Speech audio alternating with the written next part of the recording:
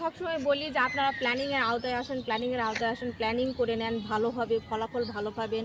মিস্ত্রি দিয়ে অযথা আপনার আইডিয়া শেয়ার করে তাদের দিয়ে বাড়ি নির্মাণ করে নেবেন না। এই কথাগুলো আমার অসংখ্য ভিডিওতে কিন্তু আমি বলেছি। তো তারই একটা প্রমাণ দেখেন, একদম হস করছে, যেটাকে আমি বলবো, ওইটা আমার যেটা আমি নিচে দেখালাম, ওই যে ওই কলাম থেকে এই কলাম পর্যন্ত কিন্তু কোনো সেন্টার পয়েন্টে কিন্তু কোনো কলাম নেই, কলাম ব্যবহার করা হয়নি।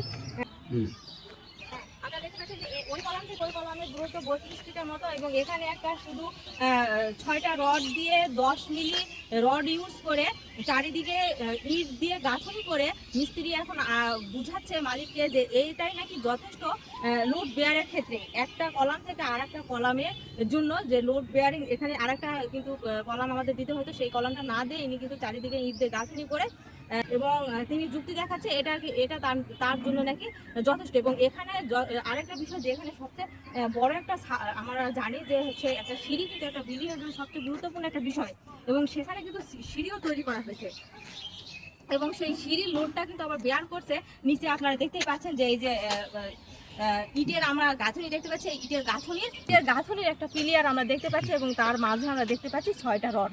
এতে নাকি কোনো সমস্যা নাই, মিস্ত্রির যুক্তিতে তিনি ব্যক্ত করেছেন।